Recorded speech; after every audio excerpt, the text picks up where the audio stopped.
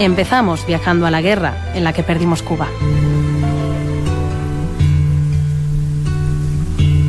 El hombre se hizo siempre de todo material, de vías señoriales o barrio marginal. Toda época fue pieza. La razón por la que terminé Mambí y gritando Cuba libre no tiene nada que ver con el patriotismo. Me hubiera encantado decir que sí, forjarme un mito de héroe épico que llene mi cama de cienfuegueras. Pero como decía Martí, yo soy un hombre sincero de donde crece la palma, y no caeré en falsos testimonios para sobredimensionar algo que fue fruto del azar. Luz de terratenientes y de revolución. A mí la independencia me importaba un carajo.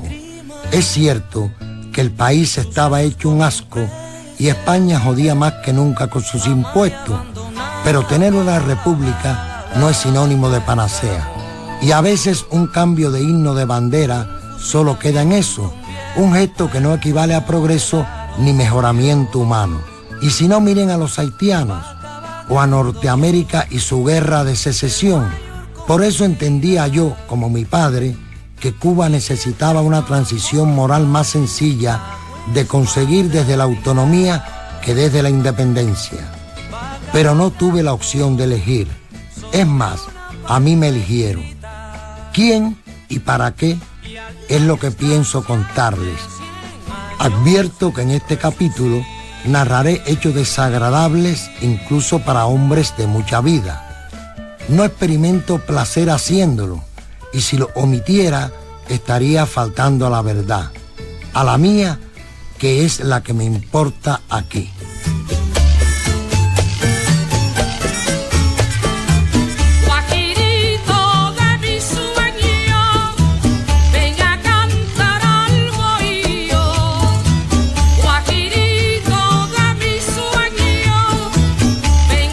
Así habla Alex Pashinantra, un cubano de ascendencia india que se ve inmerso en la guerra del 95, en la guerra del 98.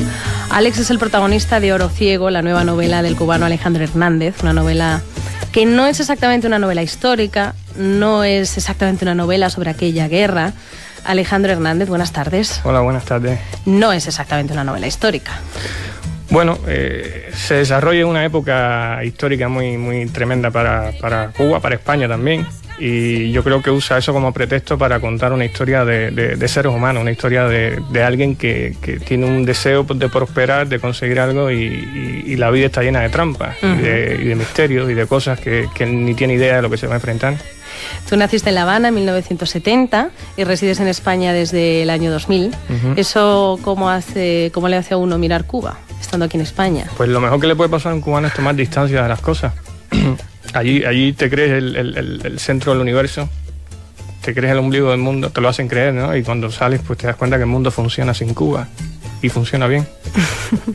Es un periodo apasionante de la historia, lo acabas de decir también. Una historia que no solo es cubana, también es española, también es historia de Estados Unidos. Hay un momento que Alex dice, no me extrañaría que el barco, que el Maine, ¿no? lo hubiéramos volado nosotros, dice, ¿no? Sí, hay muchas teorías. Hay muchas teorías de que incluso hasta los mambises fueron los que volaron en Maine para terminar de propiciar la entrada de los Estados Unidos en la guerra. Porque la única verdad es que nunca se llegó a saber realmente qué fue lo que pasó. Lo más probable es que fuera un accidente por un tema de calderas y eso. A nosotros los de niños nos decían que fueron los americanos, claramente, que lo habían volado. Nosotros también nos lo dicen. Claro, pero cuando empiezas a investigar y eso te das cuenta que no es tan así. O sea, esa verdad no la tiene nadie. No se sabe realmente qué fue lo que pasó con el Maine. Y es la historia de Cuba que te interesa. Tú eres guionista también, y es una historia que te interesa pues también como guión documental. Por ejemplo, en El Juego de Cuba también indagas en la historia de Cuba. Sí. En El Juego de Cuba para mí fue un viaje a la historia de mi país, porque de pronto empecé a consultar cosas históricas que me habían enseñado de una manera y sobre todo derribar muchísimos mitos. Y yo creo que con esta novela yo también intento un poco tumbar esos mitos que había sobre el Mambí, el héroe cubano, etcétera. Algunas de las cosas que cuento ahí en la novela, hubo 60.000 cubanos peleando contra los mambises, cubanos, o sea, O sea, hubo más cubanos contra los mambises que propios mambises, que en sus mejores tiempos llegaron a 10.000 o 15.000. Un montón de temas que en Cuba no está bien visto, ¿no? Como es una guerra de independencia, las guerras de independencia suelen ser muy santas, ¿no? Muy sacras para los países, ¿no? Porque ahí tocar esa historia pues es muy delicado. Y justamente con eso yo quería meterme en esta novela. Pero tú sabes lo que es una guerra. Bueno, sí, muy distinto, muy distinto. Yo estuve en África, en Angola, pero yo lo único que hacía era ocuparme de unos aviones de combate en una base aérea. No, nada que ver con la historia de Pachinantra. Pero él también cocina. Sí. Él está ahí cocinando. Pero también le pasan cosas, claro. Pero... Sí, le pasan muchas cosas. Yo te voy a confesar, yo descubrí la verdad, la maravilla de la cocina cuando empecé a vivir en España, porque la comida, los cubanos hablamos mucho de la comida cubana, pero la comida cubana es bastante pobre, quiero decir, no tiene mucha variedad. Y cuando yo descubrí aquí en España la variedad que había de comida, me impresionó mucho. Aprendí a cocinar paellas y cosas, y cuando voy a Cuba las intento hacer, y entonces decidí que cuando hiciera una historia tenía que tener un personaje que fuera cocinero. Y entonces, entonces descubrí pues con las cosas de la historia y eso, que los mambises tenían cocineros también, que peleaban pero también cocinaban, y entonces se me ocurrió que era una manera muy original de ver la guerra. Mucha sopa de plantas y de árboles. Sí, se pasaba mucha hambre, en esa época. ¿Y de dónde surge un personaje como Alex Pachinantra, que es de ascendencia india? Porque yo conocía a los chinos de La Habana, pero ¿los indios? Pues mira, básicamente yo quería contar la historia de un personaje que fuera un poco víctima de todas estas cosas históricas que ocurren, ¿no? Porque me interesan mucho los personajes que la vida los lleva no me interesa ni un héroe ni lo contrario, ¿no? Me interesa alguien que de pronto la vida te pone en una situación. Entonces es una persona, es un cubano descendiente de hindúes, que no tiene una posición demasiado clara respecto a la independencia, o como un poco se contaba en el capítulo con el que empezábamos el programa, pero que la vida lo lleva a unas situaciones como tanta gente en Cuba, ¿no? Que de pronto hay mucha gente en Cuba que la vida te lleva a una situación, pero ¿qué pasa con los neutrales, con la gente que no tiene tan claro ciertas cosas? Y de eso me interesa hablar, porque siempre nos vamos o a los patriotas o a las antipatriotas, y en el medio está una gran masa de gente que solo quiere sobrevivir, quiere prosperar, quiere ser feliz. Porque Alex luego se encuentra, cuando llega a La Habana, que todo el mundo ha sido mambí. Y es un poco como pasa aquí en España, que todo el mundo, se fue a Francia, ¿no? Y... Sí, además es una cosa que pasó cuando yo te decía, el ejército mambí en sus mejores tiempos llegó a tener 10.000 o 15.000 soldados. Cuando los americanos entran en la guerra, que se acaba la guerra, de pronto Cuba, los cubanos resulta que tenían 30.000 soldados y habían 15.000 que sobraban, que se habían apuntado a última hora. A mí me contó mi abuela que también pasó con la guerra con los rebeldes de Fidel. Cuando triunfó la revolución en 59, mucha gente se metió en su casa a dejarse crecer la barba, porque los barbudos eran los que habían ganado, ¿no? Y entonces ahora de pronto se llenó el país de barbudos, a ver si se apuntaban. Es una cosa seguramente muy española también, porque si algo descubierto yo, haciendo toda esta investigación, es, Dios mío, cuánto nos debemos a España, ¿eh? Has investigado mucho, pero lo acabas de decir, acabas de hablar de tu abuela y me da la sensación de que hay mucho de abuela, o por lo menos de muchas historias contadas, ¿no? Sí, ¿no? muchísimo, sobre todo de mi familia paterna es de Cienfuegos, y que es la zona en la que ubico yo a mi personaje, y hay muchísimas cosas que son completamente familiares, de historias personales, de cosas que he oído desde pequeño. Porque van apareciendo unos personajes que están muy bien dibujados, como si llevaras años o con ellos en la cabeza o pensándolos, o como acabas de decir, que te los habían contado. Sí. Bueno, es una cosa también que he aprendido mucho de escribir en cine, ¿no? El trabajar personajes que, claro, como en los guiones no tienen las 380 páginas que tiene esta novela, pues tienes que aprender a hacer esas cosas con muchísimas menos, como mucho con 100. Y entonces a mí me obsesiona, lo que más me fascina de la escritura es la construcción de personajes. Y entonces me encanta, siempre estoy escuchando gente que cuenta cosas, cómo lo cuenta, cómo se mueve, de esos detalles que en 2, 3 ya tienes a un personaje. Entonces lucho mucho por tener esas cosas y no perderlas. Pues está conseguido en Oro Ciego, Alejandro Hernández. Una novela que a medida que avanza te va llevando, pues empiezas a leer y como contábamos, pues puede parecer una novela histórica, pero de repente es una novela que te atrapa, te mete en una historia, en unas aventuras, y está conseguido por esos personajes y también por una estructura, por un ritmo, que yo supongo que eso también está muy heredado de escribir guiones. Sí, lo que pasó fue que esta historia originalmente fue un guión. Eso fue un concurso que hubo en Cuba en el año 96 para una película que se debía hacer para celebrar los 100 años de fin de la guerra hispano-cubana norteamericana. Yo tuve la suerte con el argumento que mandé de ganarlo, pero luego la película no se hizo porque en el 96 aquí ganó Aznar, el PP, y entonces, no sé si recuerdan, estuvieron un tiempo sin embajador en La Habana, se enfriaron mucho las relaciones, y entonces la ayuda la ayuda de cultura, esas cosas pues se congelaron mucho y no se hizo la película. La tuve encajonada mucho tiempo y en el año 2003 fue que casualmente, hablando con un productor de cine, me convenció para que lo hiciera novela. Y terminará siendo película porque tiene todos los elementos. Sí, pero no creo. ¿No quieres? No, es que me daría pereza. Una vez, hablando con Juan Madrid, que fue profesor mío en La Habana, le pregunté qué le parecía a él porque él es novelista y también es guionista, y me decía que él no escribe los guiones de sus novelas porque le daría pereza volver a hacer lo mismo. Y entonces yo lo he escrito pensando que ya esto es... Además, creo que sería muy difícil en una película sacar todo lo que he intentado ponerle en esta novela. Todo sería demasiado cara, ¿eh? Y voy a intentar resumir el argumento de Oro Ciego, porque bueno, yo creo que a estas alturas ya hemos dado muchas claves, pero para que lo tengan aún más claro. Alex Pasinantra vuelve de la guerra con su fiel amigo Luis, con la intención de montar una fonda en La Habana, pero como decíamos antes, la vida no es como uno planea, y se encuentra de pronto en medio de las montañas en busca de oro cubano, con una serie de personajes apasionantes, entre ellos Gador, que es una mujer asombrosa, un familiar médico, el primo Berisa, un montón de perros salidos del infierno, y todo tipo de aventuras que caminan entre esa leyenda que parecen contarnos los abuelos y pues la realidad cubana. Más o menos esa puede ser la... Pues la lo contaba muy bien, Sí. Y entre medias esto que acabo de contar del oro, que bien podría haber sucedido en California, porque hay momentos...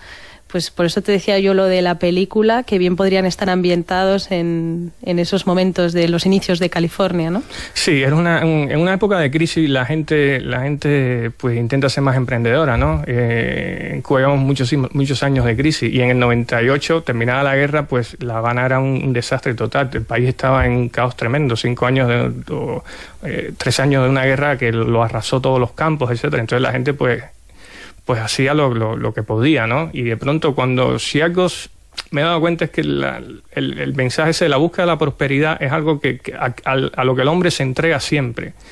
Yo recuerdo cuando el periodo especial en Cuba, en el año 94-95, de pronto se corrió la bola de que si tú rompías un récord Guinness, te daban dinero. Y La Habana se llenó de gente rompiendo récord Guinness. Que si el que pateaba un balón más veces, que si el que buceaba más profundo, que luego no servían, porque hay que tener un tribunal. ¿Quién estaba mirando, no? Claro, pero de pronto bastó eso para que todo el mundo se entregara esas cosas. Y la Cuba de 1898 tiene muchísimos paralelismos con la Cuba de hoy, ¿no? Una sensación de pérdida, de desvarío, de crisis, de un país un poco perdido, ¿no? Y entonces la gente pues haría lo que fuera. Porque se habla también en esos paralelismos, hay momentos que da la sensación de que estamos hablando de la revolución, de ¿y ahora quién va a gobernar? Pero antes no éramos libres, ahora seremos libres, etcétera, claro, etcétera. es que la historia tiene eso apasionante, ¿no? Que se repiten las cosas, entonces se aprende de eso, de cómo lo gestionaron en aquella época, más o menos como pudieron, y cómo intentaron fundar un país, levantar un país que ya nació un poco torcido con todas las cosas de las que venía. También hay algo que tiene mucha presencia en el libro, que es la enfermedad, la física y la mental, porque el primo Berisa, al que mencionábamos antes, es un médico como un iniciador de la psiquiatría o de la psicología. Es como un fundador de la psiquiatría en Cuba. Tienen también ese paralelismo entre la enfermedad física, la mental. Sí, era una cosa que me interesaba mucho explorar, ¿no? Yo no tenía mucha idea de cómo funcionaba la medicina en esa época. Y cuando entré y empecé a investigar, me encontré cosas tremendas, ¿no? De investigaciones, por ejemplo, se habla del tema de la rabia, por los perros y eso, no quiero contar nada, pero hay que tener cuidado con lo que se cuenta de este libro. En Cuba había, pues de pronto en La Habana había varias clínicas, institutos antirrábicos, etcétera, que uno pensaría que en esa época no. Y luego una cosa que cuento mucho, que me impresionó bastante, lo he contado en la presentación de la novela, en la guerra hispano-cubana murieron 45.000 soldados españoles en 3 años de guerra, 45.000, Y de los 45.000, 42.000 murieron por culpa de enfermedades. Solo 3.000 de los combates. De esas enfermedades la mayoría moría por la fiebre amarilla, moría por la malaria. Y resulta que desde 1882 un médico cubano, el doctor Carlos J. Finlay, había descubierto la causa de esa enfermedad y cómo erradicarlo. Y el gobierno español nunca le hizo caso. Si le hubiera hecho caso, la guerra hubiera sido distinta, porque la mayoría de los muertos los puso España por enfermedades. ¿Qué pasó? Cuando llegaron los americanos y ocuparon la isla, enseguida llamaron al que sabía de fiebre amarilla y extinguieron la fiebre amarilla en Cuba en cuestión de 4 o 5 años. Entonces, de esas cosas que te enseña la historia, ¿no? De, Dios mío, hubiera sido tan distinto todo si lo hubieran hecho un poco diferente. Hablas de investigar, que da la sensación que llevas, has estado investigando años. No sé, igual no ha sido tanto. Bueno, a mí me apasiona la historia, y hay cosas que siempre digo, bueno, la mejor forma para contar historia es creándolo tú un cuento, ¿no? Creas el cuento y a través de ese cuento te sale eso que quieres contar. Y entonces había muchas historias de esa época que yo creo que merecían la pena contarse, como la historia de la reconcentración, ¿no? Donde murieron, que oficialmente se consideran los primeros campos de concentración de la historia. Y donde murieron cientos de miles de civiles, ¿no? Y entonces, bueno, son historias duras, pero ¿cómo lo cuentas? Pues hay que darle un lado humano a eso. Y entonces, pues sí, estuve yendo a la Capitanía General en La Habana, leyendo muchísimas biografías de Mambise, muchísimas, que es muy curioso, porque cómo cuentan estos hombres, eran la mayoría generales, como muy machos, cómo cuentan la historia según ellos, ¿no? Y eso me apasiona, ¿no? Y entonces intento coger de cada uno, pues lo que más me gusta o lo que más me interesa para la historia, que con esto te la juegas mucho, porque decía yo en la presentación de la novela que me voy a pensar muchísimo volver a hacer una novela histórica, porque tienes que estar tan pendiente de todos los detalles, porque siempre viene alguien que te dice, pero eso no era así. Claro. Eso no era así, entonces jode bastante. Bueno, esto es una novela, dejémoslo de histórica, se llama Oro Ciego, es de Alejandro Hernández, que como decía al principio, pues también es guionista, a lo mejor recordarán algunos de nuestros oyentes Hormigas en la boca, por ejemplo, ahí participaste en el guión. Sí. Y antes de terminar esta semana, le estamos pidiendo a los oyentes que nos digan, que elijan, porque les estamos obligando a ello, una película española. ¿Cuál sería la mejor película española si ahora mismo a Matacaballo yo les preguntara cuál es, que es lo que voy a hacer ahora contigo? ¿Cuál elegirías como la mejor película española que has visto? Pues a mí me gustó muchísimo, es un poco antigua, pero me impresionó mucho aquella película de Borao del año 70, Furtivos, me impresionó mucho. Pues esa es la respuesta de Alejandro Hernández, el autor de Oro Ciego, que ha venido a presentarnos. Se los recomendamos desde aquí, desde El Ojo Crítico. Lo pueden encontrar en la editorial Salto de Página. Alejandro, muchas gracias por haber venido al Ojo Crítico. Gracias a ti, gracias a la editorial, a Daniela, a Pablo, a todos por moverse a favor del libro y que intente, pues que la gente lo lea. Gracias por todo. Pues esperamos que vuelvas o para presentarnos una novela, quién sabe si la película de Oro Ciego u otra película. Gracias, Alejandro. Gracias a ti.